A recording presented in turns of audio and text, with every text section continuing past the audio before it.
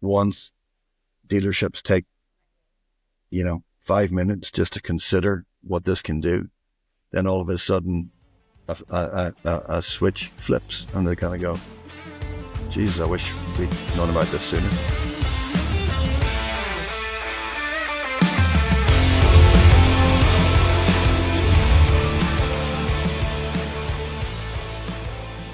So Jackson McAdam, thanks for joining us. For anyone that doesn't know you, would you like to give a brief history of who you are and your story so far? Oh, wow. How long we got? um, no, I've spent my life in the machinery business, a yellow iron of one description or another. Most of my specialized in power generation, actually. My very first job from university was with F.G. Wilson Engineering, which was in Newton Abbey in those days before it moved to Larne. So spent my life really as a designer. So I was designing control systems for power generation systems, and later then moved from a designer into a test. Back when I started, it was kind of multifunctional. So if you were an engineer, they would train you on mechanical so that you had an overview of the complete product. So then I spent time in the test cells testing systems. And I can remember one of the very first projects that I actually tested was a system for a Coca-Cola bottling plant in Colombia. I did the design on the product and then was lucky enough to do the testing of the actual unit before it went out. So it was very good training in those days. And I went to Perkins. I've done some engine overhaul training. I'm not going to back myself to be a mechanic anymore, but I could at least know the theory of what I should be doing. Then from there, Caterpillar acquired F.G. Wilson. We launched an Olympian product, which was a global-based product. And my job with another manager at that time was to really to develop that product globally for Caterpillar. So traveled the world doing that for a number of years, then eventually moved to the dealer that I was working with in New Zealand, persuaded me to move to New Zealand. I say me, it was our entire family. Worked out in New Zealand as power systems manager for Goff and Hamer, as it was called then. It's just called TerraCat today. There's been acquisition. But switched from OEM to the dealer side of things and was really responsible for developing the business in New Zealand and the Pacific Islands, basically the territory that we covered. Amazing. And how was that switch from OEM to dealer? Like what was the sort of the mental switch from there? Because I mean, I've done something similar myself, so I understand there's a difference. So I'd be interested to hear from your perspective. How was that mindset flip? Yeah, it's a different perspective because when you sit in the OEM chair, you kind of you're telling the dealer all the time, you need to do this, you need to do that. We need more traction in this area, et cetera, and you don't have a really a true appreciation of because the dealer, OEM sometimes mistake the dealer as the customer. Yeah, the dealer is not the customer. The customer is the person who buys from the dealer. So that's the big switch that you've got to make in your mind, that you're not really. Yes, there are constraints that you're required to do things for your OEM, for sure, but also you have to do things for your customer. So we would often, there are rules, for example, around warranty claims, just to give a typical example. We would, as a dealer, we would try to claim 100% of our warranty claims back from the OEM. But in reality, you can only probably claim, if you're doing it a good job, 90%, maybe 80%, 70% if you're not doing such a good job. Because there's that goodwill factor that, it is intangible, and you can't really have a metric around it, because if you've got a customer that's got 20 pieces of equipment and there's a problem with one, you're not going to jeopardize the whole relationship over an argument for a few thousand. dollars. So yeah, so it's a different mindset. But the good thing from my perspective in making that switch was, you know how the OEM operates and what they want out of the relationship. Mm-hmm. You know how what the customer wants out of the relationship, and you can balance the two. So it was very good for me and my career to have the OEM experience and then go to the dealer, because you know how to work both sides of the coin, if you like. Absolutely. Absolutely. That's really interesting, because I guess there's a flow of information that kind of breaks down between, the OEM, the dealership, and the customer. And Yeah, ultimately, you're trying to, in the middle as a dealer, trying to sort of yeah, to broach both sides of it. So there's an yeah, interesting dynamic there where you're trying to do your best for your customer, but you're still representing the OEM. yeah. Honestly, absolutely correct. And as a salesman, as I was in those days, you're selling both ways. You're selling to the OEM and you're selling to the customer. So you've got to try, if you're competing and you need an extra little bit of support or you don't have the margin, um, then we would go back to the OEM and say, can you help us? We need a few percent here to make this worthwhile. Yeah. Now, but even then, there's more idiosyncrasies between it, because if you're selling something like a diesel generator, in Mm-hmm. reality, it's not really going to consume parts. So the margin that you make, you've got to make it when you sell a piece of equipment. Yes.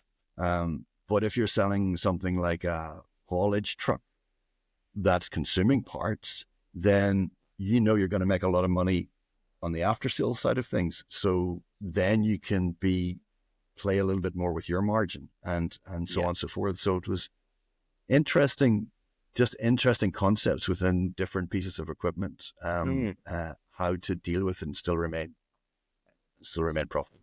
That's interesting, because you're sort of explaining that, the after sales strategy can be helped by obviously the parts, so parts consumables based on a particular machine type is going to dictate what the strategy for part sales is going to be. How do you think a dealership will set themselves up for success within setting, an appropriate after sales strategy? Because obviously you got to think about, consumables, you got to think about forecasting. Like, how do you think a dealership can utilize spare parts and after sales in the best way for successful dealership? Um, what we did certainly when I uh, had my time with Caterpillar was we tried to ascertain the actual um, what parts each machine type should generate over its lifetime.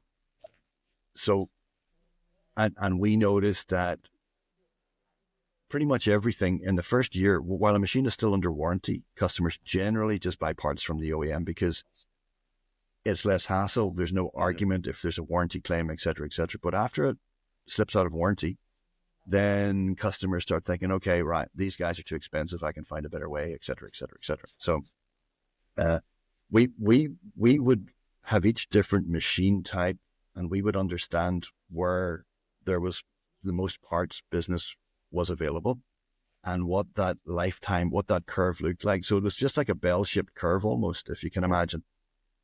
As the machine is young, it's not consuming that many parts, and then it gets to maybe 5 years or ever a certain amount of hours, and then it's peaking at maybe it's an overhaul. It's Yeah. a it's a it could be a part overhaul, or it could be a full overhaul. In which case, you're pulling the machine apart and you're rebuilding it.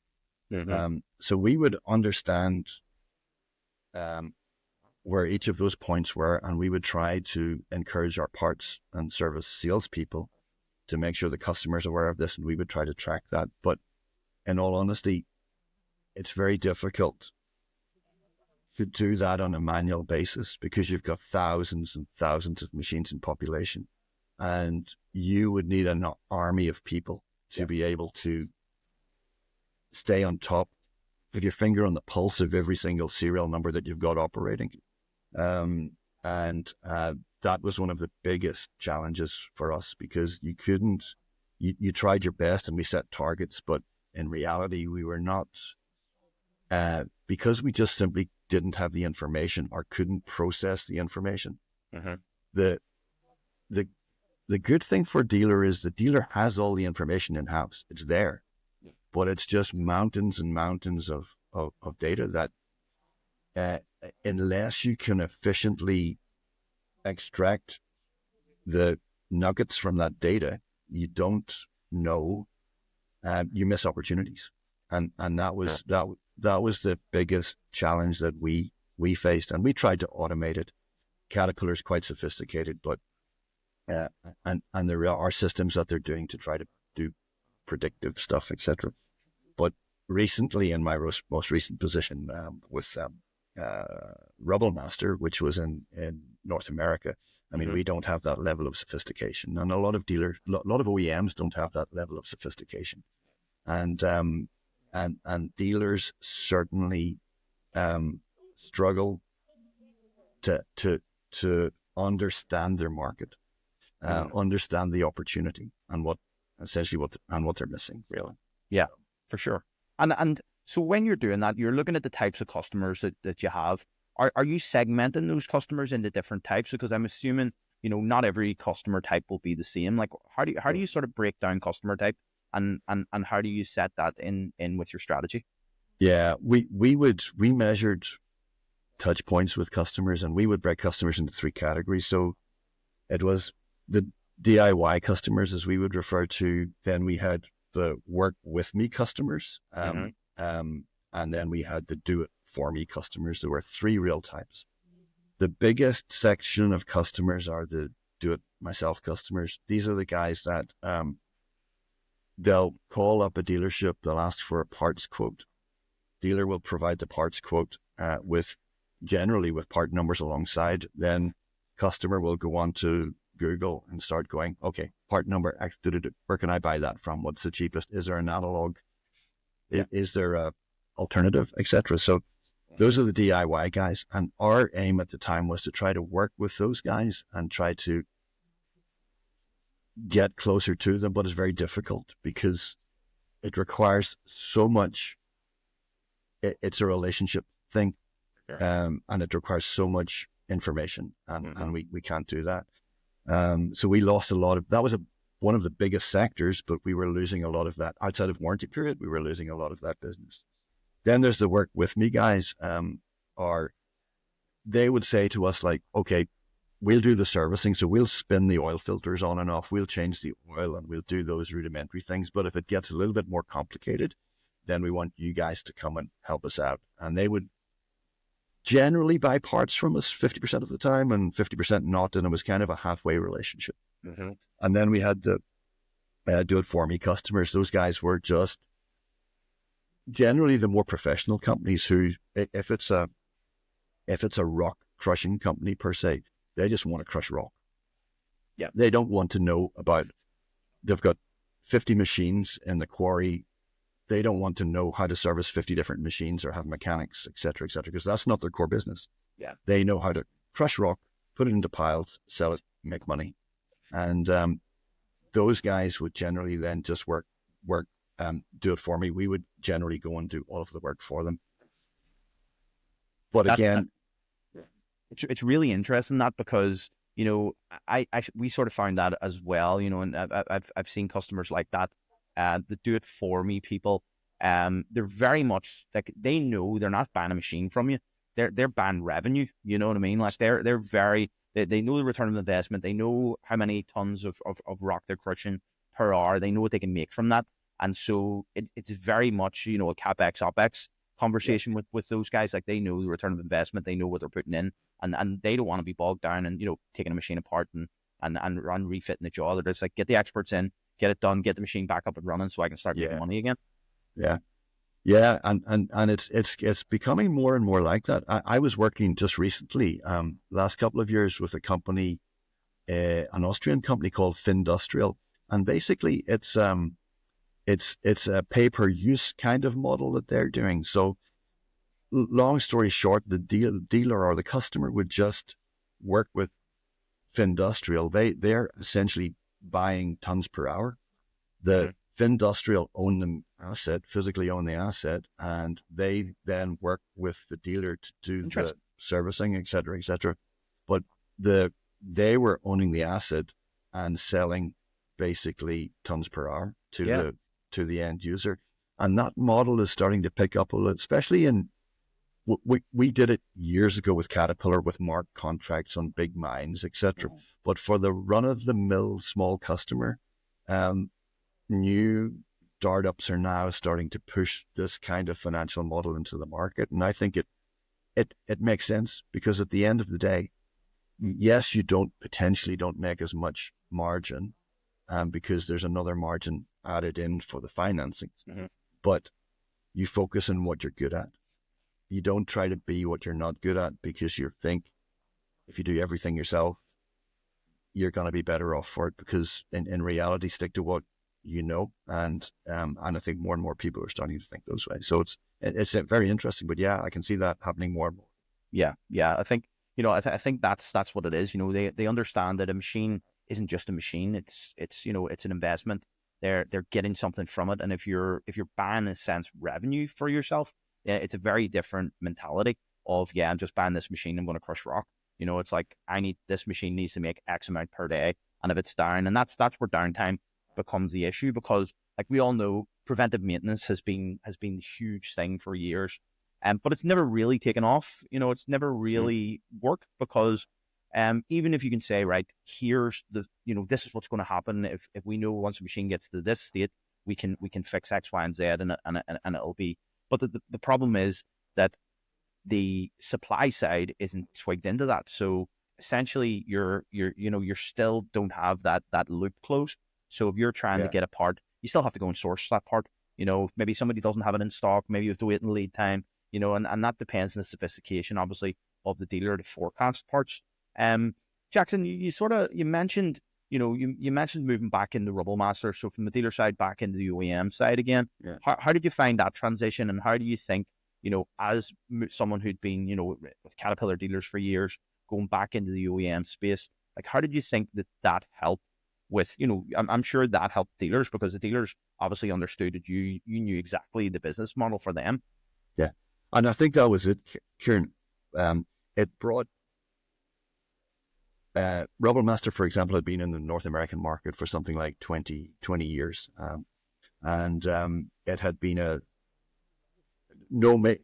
small amounts of growth, maybe 1-2 machines per year, something like that, but nothing substantial. And we were kind of dipping in and out of the market. Moving back to the OEM meant that I could visit dealers and I could sit and have a conversation with dealers, and dealers, because we were speaking the same language, and they understood that I understood their business. And all of a sudden you've got that credibility that you're not gonna, you're gonna do. And I always say this to the sales guys or the parts guys, etc. I said, just do what you say you're going to do. If you say you're going to do it, do it. And that brought a level of credibility to the dealer. So then we basically switched the model. We had a lot of when I took over that business, we had a lot of underperforming dealers who were it was kind of like the tail wagging the dog. They were telling us, you'll do this for us. Yeah. And we said, at that point in time, we said, no, we can't do that anymore. This is, if you want, this is how the business model is going to work going forward. And we got a lot of pushback, but all of a sudden we did a few things and we started bringing more professional dealers on board, like Case dealers, Komatsu, John Deere dealers, etc. Started to join the team. And it's all because you're providing exactly what they need and you understand their systems, etc. Yeah. And that was probably one of the biggest sea changes. Plus another thing that we did that made a lot of difference was put a floor plan in place. So we would cover the cost of finance for a dealer to put machines in their yard for 6 months, something like that. Yeah.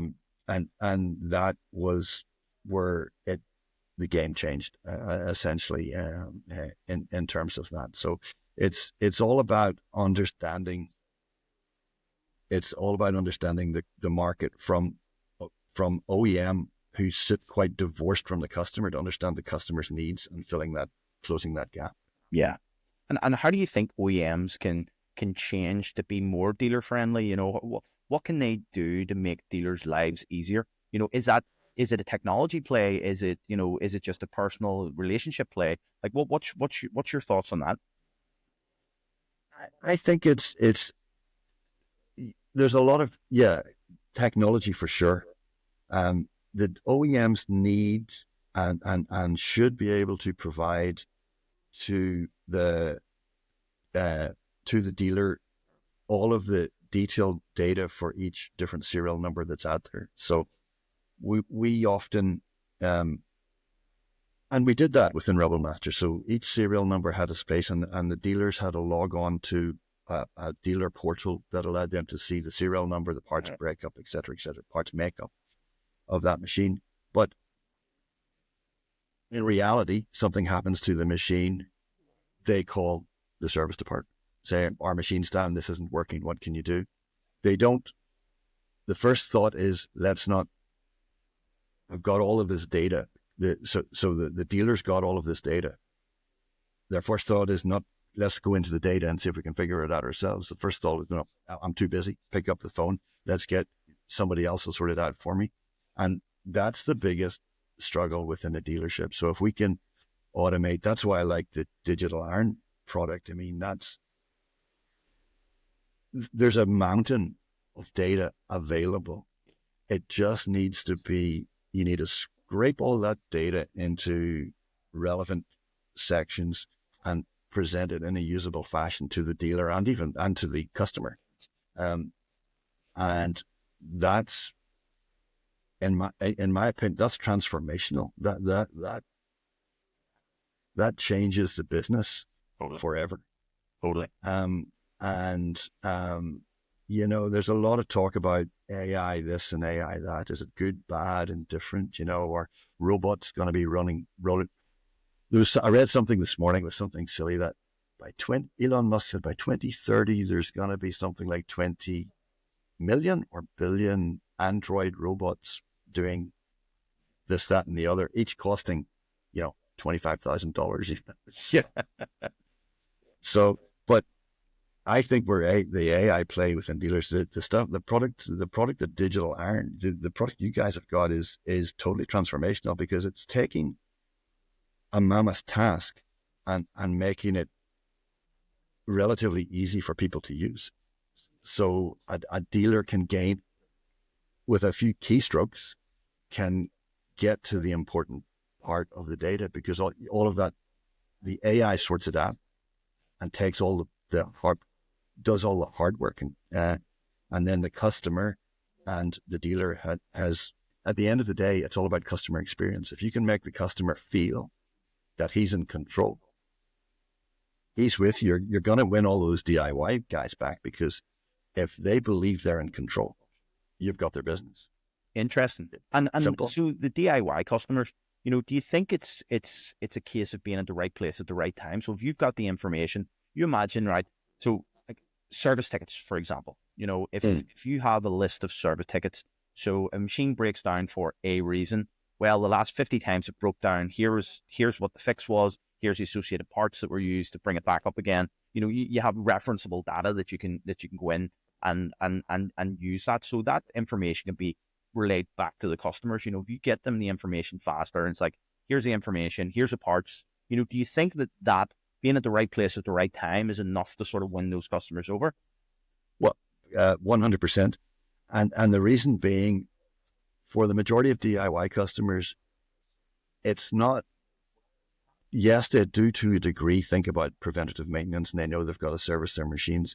But in reality, it's when a machine breaks, that's when it all goes crazy. Yeah. So he picks up the phone. He now knows, while this machine's down, I'm losing, you know, $10,000 a day.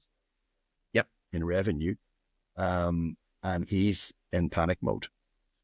So if you call the dealer and the dealer says, Because a lot of these dealers are not geared up to dealers nowadays are multi-brand, and they've got so many different brands, so many different machines that the person on the end of the phone is not an expert in everything. Can't be, impossible to be that person. But he may say, "Okay, I need to get back to you," etc., etc.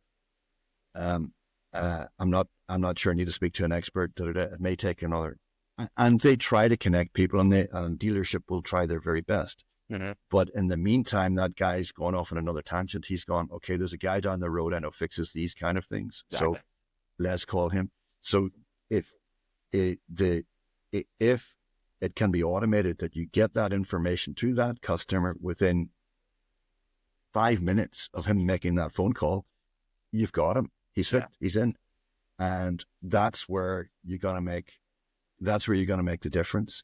And to be fair, on the most part, if they're buying consumables for longer term, they'll beat you hard on price. But if it's a machine down situation, they need to get the machine up. Yeah, yeah, for sure. And it doesn't matter if it's an extra $100 and he's losing 10 grand a day. It's a no-brainer. That's it completely. I think that's where AI can really make a difference, because there was a big thing about big data, right? Big data was the big play for years, but essentially now you've just got massive amounts of data sitting there, not doing very much. Now we've got AI, and the sophistication of AI models over the last couple of years has really increased. Now it's a stage where it's accessible for everyone. Before it wasn't really accessible. Now it's in a position where you can actually use this information, put it to work, and delight your customers faster than ever before. Yeah. Well, 100%. It's good. It will change, Kieran. It is beginning to, but it will change this industry. And it's not, doesn't mean people are going to lose jobs. It means that there's going to be more work. I mean, you can't, in North America today, you struggle to find mechanics. You can't hire them. There's not, you can't, it's a struggle to find people. Mm-hmm. But if you can use automation to increase your volumes, you can make your mechanics much more productive. Yeah. At the end of the day, a service truck, I don't know, 150 grand, let's say, for a fully kitted out service truck. And then you're paying a guy another 150 grand a year just to drive the thing. Yeah. So you want that truck working, and you want it out there generating revenue. And that's where everything changes, because it's become, I mean, we used to do customer satisfaction things like we would measure responsiveness. We would measure, how quickly we respond to customers, the duration of how long it took to sort a problem, and we would measure the parts availability, and did we have the part in stock or not. So all of those things feedback to the customer satisfaction. And if you can get the more, you said it a minute ago, there's just so much data there, and the dealers know that all the data tells you what parts you need to stock. You just need to be sorting it into, it's done manually today, and ERP systems, some are better than others, some are quite rudimentary. And it's done by a guy sitting at the end of the month going, okay, I think we need 10 of those, 15 of those, 1,000 of those. And and some dealers will have stock that they haven't turned in 5 years, maybe 10 years. And some dealers will, and they'll have more of that than they have of the stock that they actually need. Yeah. And that's where AI comes in as well, because it actually tells the dealer what they need to stock and what's going to make them money. Because with parts, it's about stock turn. It's nothing else other than stock turn. You need to turn your stock 3 times a year would be a good number. 2.5, okay. But that's where you need to be. And it's all about intelligence. It's about knowing. And the good thing is, with the data, the dealers have got all the data. They just don't know. The data is not talking to them. And that's where the digital iron product is what the word I used was transformational. And I think it is. It's going to change the end of it. Yeah. Couldn't agree more.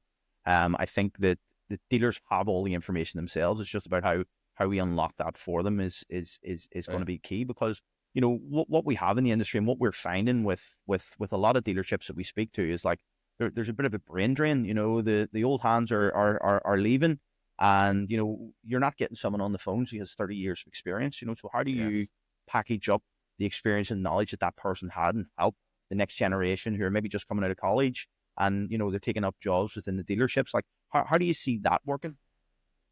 Again, that's is happening, and some dealers try to get they'll have a, let's say it's crushing and screening equipment. Okay, so they'll have an expert on staff who is an expert in crushing and screening. So they're trying right now to funnel all queries regards crushing and screening to the guy who knows.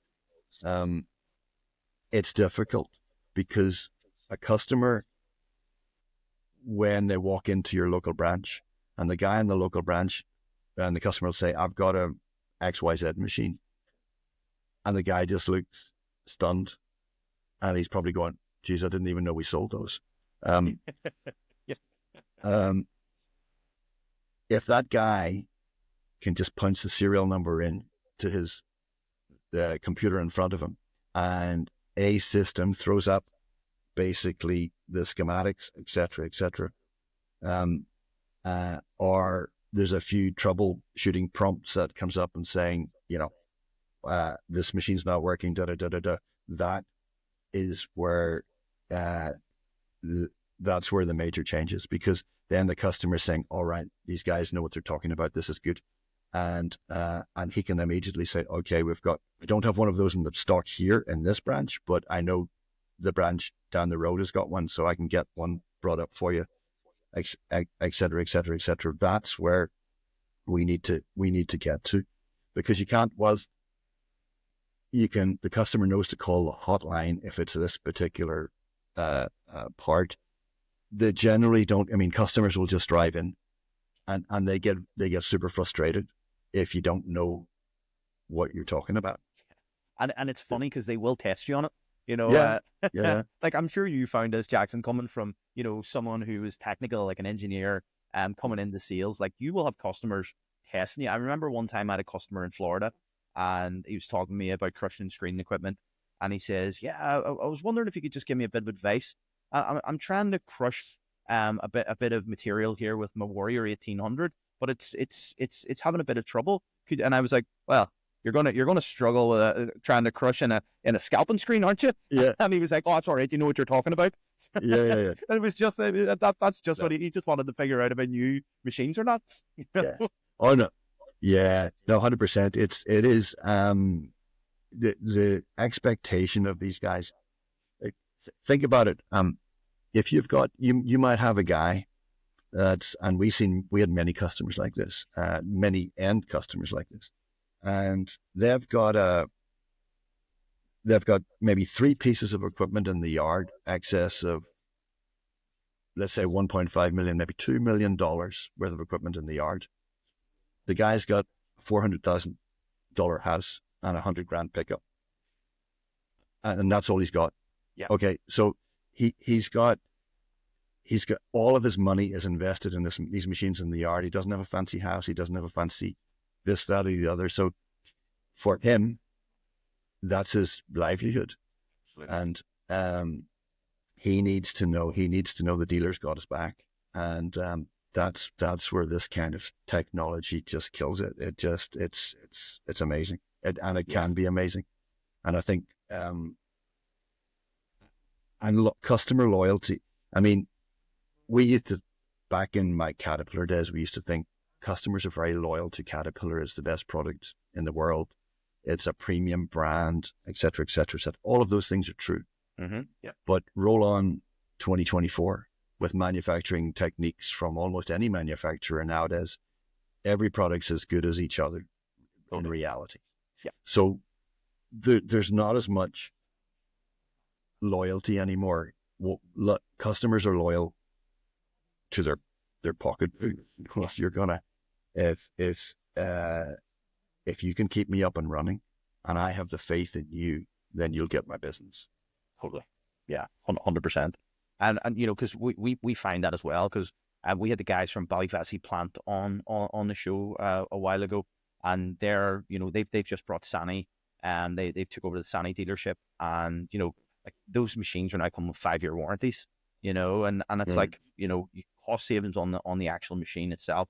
The machines are put together well, and you know, the warranty is best in class. So it's like, you know, these machines are now coming and competing with the big guys, you know, and the customers just have more choice. So I think, Yeah. you know, how you treat customers, how you engage customers, and how you look after them is going to be what sets you apart from everyone else. No, for sure, and some dealers are better at it than others. To be fair, um, uh, I can think of one dealer in Colorado who's basically they're taking a lot of work from a lot of people. They're charging for it. They charge a premium price, but if you place an order, if you have a problem before midday, they'll get someone to you the same day. If you have a problem after midday, they'll get someone to you tomorrow morning. Now you're paying, depending on location, $250 an hour for the privilege of that. But um, if it's a competitive dealer and the dealer says, "Look, all these service guys are on a job at the moment. I get one, hopefully get one to you by the end of the week or maybe early That's next it. week." Yeah, It okay. It might be cheaper to wait a week, but you're losing all the money in the meantime. So you need to that it's changing. And I think now that certainly from a US perspective, as the election is over and things will start to settle down, I think next year is going to be a big year in the US as well for sure. for growth, etc. Because there's so much infrastructure. There's just so much work to be done. Absolutely. So much work to be done, and it's volatile. It's it's kind of it's weird. I watched even just this week, when we looked at after Trump basically became president-elect. Bitcoin jumped. I think the market cap jumped by 700 billion, something like that. Yeah. But the price of gold dipped by 700 billion. So now the guys that have got trucks that are mining gold have suddenly thought, okay, so there's so many shocks in the business. I mean, no one would have predicted that. But then the people who now gold miners, big industrial gold miners, are thinking, do I buy new trucks next year that I had planned, or do I stretch them for another year and service them a little bit more? That's right. And that's where that's where dealers are starting now to customers are starting to think about those kind of things, and dealers are starting to think. I often talk about absorption ratio, and it's one of my little bugbears, where if you don't sell another piece of equipment in a year, you've still got enough parts and service revenue and profit to keep everybody, to write everybody a paycheck every month, to keep the lights on, keep the overheads paid. Yeah.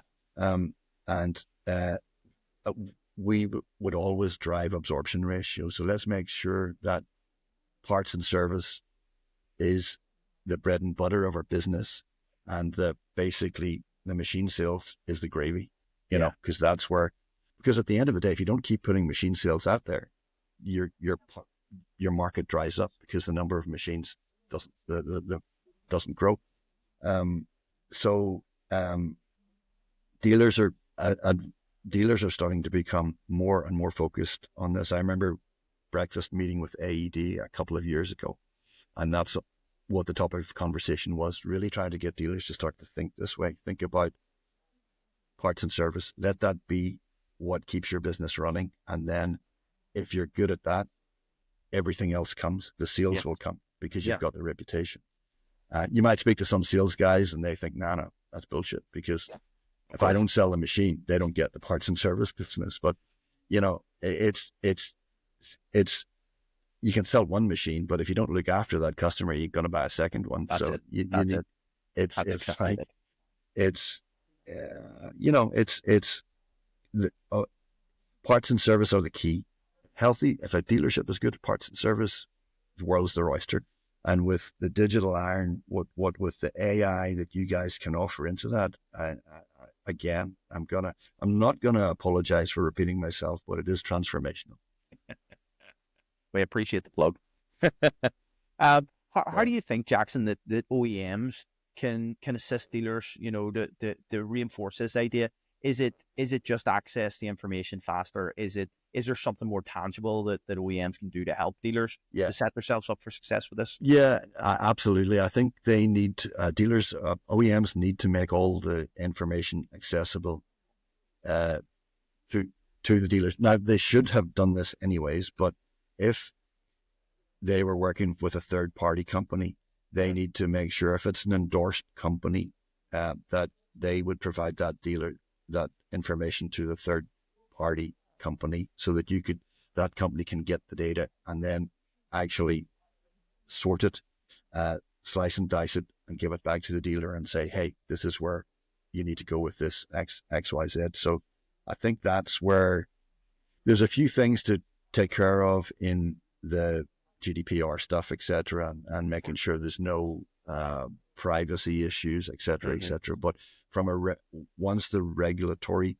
bits and pieces have boxes have been checked, then that's the way to go. And I think if OEMs can provide that to dealers, and the dealers work with um, partners that's going to sort the data for them that are recognized to the OEM, then I think that's where the link starts to close. Yeah. And because the problem for dealers is that they may have, I don't know, 5 different brands or 10 different brands. One dealer, one OEM may be very good at providing information and the other 4 not. Yeah. And if a customer's got two or three pieces of kit, the customers, you can't say to a customer, okay, for your power screen, we're shit hot and we get you all the information. But for that backhoe loader that you've got, no, sorry, we don't. Yeah. So Yeah. you can't have it both ways. You gotta, the dealer needs some way of offering the same level of service and responsiveness, etc., to the customer for all brands. Yeah. Not Totally. not for And one. do you think the dealer will trust the information UE gives them? Because like if you look at tonnages per hour, oh yeah, this machine will do 500 tons an hour, and you put it out and it maybe does 150. You know what I mean? Because it's measured on sand in a completely dry conditions, or the wear parts will last for 700 hours when actually if it's working on a granite application, you're lucky to get 300 out of it. So like do you think there needs to be an element of transparency and openness throughout OEs, or how do you think Yeah. that they can sort of they can get around this? Um, we try to, yeah, with wear parts, certainly. Yeah, we always try to say to the dealers and to the customers, look, it depends on your application. There's a lot of caveats around giving. Yeah. And I mean, we were told many times, don't publish any tons per hour data because it's misleading. It can be, like you say, if it's wet conditions or the screens start to plug or something like that, and all of a sudden it's a mess, or they've used the wrong hammer in a impact or something like that, and it's just they've gone through a set of hammers in a day. Yeah. Yeah. Then it's we tried to be open and we tried to say to customers, look, if this is your application, because if it's in a rental fleet, the application may be limestone one day, and then it might be switching to harder rock in 2 weeks' time, and someone may have not changed the hammers or what have you, and so on and so forth. So there's a lot of smoke and mirrors, if you like, with Totally. a lot of dealers in around how this should be done. We try to be open, and we said this is what in these kind of conditions, this is what you should get, and try to be conservative. Yeah, of course. Like you're always better to say if you tell the guy you're gonna get you'll probably get about 2 weeks running out of these hammers, and it turns out to be 2.5 weeks. He's delighted. Yeah, you've overperformed. absolutely. But unfortunately, there's an element of the will fit market or the aftermarket market where guys will go in and say, hey, I've just got a batch of hammers in. It's high chrome content, blah blah blah. This will do that. We'll not guarantee, but it'll do twice the duration of the original OEM hammers, and the guy will buy 2 or 3 pallets worth, and then all of a sudden you've lost that customer, but eventually you'll get him back again because he's been the guys are not being truthful. So there's that element out there that'll try to undercut and do this, that, and the other. But I think the more transparent you can be with your customer, it's like back to the DIY guy again. He's the guy that likes to just go onto Amazon, put everything in his basket. If he knows what he's getting and he trusts you and you build that trust with him and he knows that you'll pull him out of a hole if he gets himself into a hole with the machine down situation, he's going to buy from you because, okay, he might save $50 or $100 on a particular wear part, but he knows that you've got his back. That's where the difference lies, and that's where getting the information to that customer as quickly as possible is the game changer. It's if the dealer can hit a few buttons on his dealer knows who the customer is and he can diagnose on his computer, or the sales guy can diagnose and just say, okay, we need 2 of these, and then the system takes it from there and just shoots that customer an email. Yeah. 9 times out of 10, you've got the deal. Totally.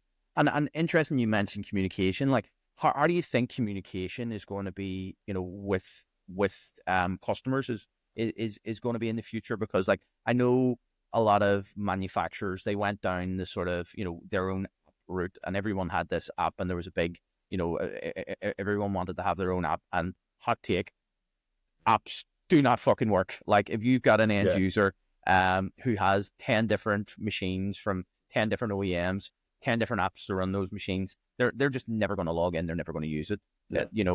From my experience, they'll pick up the phone, they'll message, and I think as the next generation are picking up, like my son will never phone me. He texts me about everything. Like, even if I'm up the stairs, he'll text me, he won't run down. So, like, do you see communication from customers changing, to be more text-based, phone-based, or, how do you see that?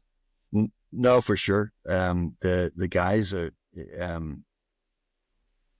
if someone can get something straight to their phone, because most of these guys, the majority of the business, they're big professional companies, the Martin Marietta's, the Vulcans, all these big players in the United States. That's one side of the coin, but the majority of business is done by smaller contractors who have got a quarry or the contract crushing business, or they do landscaping or whatever they're doing. There's a multitude of these guys, and they're generally on site. They're not sitting in an office somewhere where they've got access to, a database of this, that, and the other, log into this, log into that. They're out working and supervising their guys. They just want something easy to your telephone. Okay, what is it? Is that what we need? That's for that machine over there. Yeah, no problem. That sounds good. Let's get that coming. That's where the decision is made. It's not the big professional guys. Sure, it's a different system, and the superintendent will have to. The operator will tell the superintendent. The superintendent go to the purchasing guy, and it goes back into the office. A few days later, an order will get placed. A week later, a parts will arrive on site. That kind of thing. These guys, the majority of people just want to get it done because that's not that's what's helping them run. It's like putting fuel in the machines. Yeah. So we just need to fill it up with fuel. We need to get these parts bang done. It's just move on. It's purely OpEx. It's just get it. We need it. If we don't have this, it doesn't run. And that's going to be a big change. Yeah, if the dealer can get the info to not the OEM, but the dealer gets the info to the customer places order, deal is done. I remember all those apps coming out as well, and the big fear of, I guess, OEMs speaking to customers from a dealer perspective, and I was a dealer, was that the OEM suddenly has all the information of all the customers. Okay, so and that was a worry because they would think, okay, so what if if our OEM decides to discontinue us or cancel us, then they're going to go direct to the customers because they've got all the information. What is the English word for it is disintermediation. It's a weird word, but it's basically, long story short, means cutting out the middleman, which was the dealer. So that was a fear, but in all honesty, most OEMs, some try it, but most OEMs can't. You couldn't physically put branches, people's infrastructure. It would cost you billions and billions of dollars to do yourself. So it's a irrational fear, but a fear nonetheless. Yeah, So, totally true. I've that's always been a fear from dealerships from yeah, day one. You've heard that, they'll just cut me out and they'll go straight to it. But yeah. in reality, like, how But are they going to? yeah, yeah. I was going to say what the digital iron product does is you can have all manufacturers use your product, and it's a seamless interface with the customer. It doesn't matter if it's which machine it is. The customer is seeing the same sort of interaction. He knows, okay, that for whatever that dealer sells, he's got my back and all of these things. So yeah, I'll go with That's it. 100%. Well, listen, Jackson, thank you so much for taking the time to sit down and chat with us today. Anything you would like to plug or say before we finish? No, I just think it's the product is great. I'm looking forward to watch you guys grow. To be honest, I think there's so much opportunity out there, and this is just sometimes, and I've talked to a lot of people, and sometimes you think you're too busy to look at things like this because you don't really give it the time. And I think once dealerships take 5 minutes just to consider what this can do, then all of a sudden a switch flips and they're going to go, Jesus, I wish we'd known about this sooner, kind of thing, and I think that's where the change comes. So, but yeah, no, I'm watching you guys with great interest growing. So looking forward to it. Appreciate it, mate. Well, listen, have a great one. Thanks so much for sitting down with us. No worries. Take care.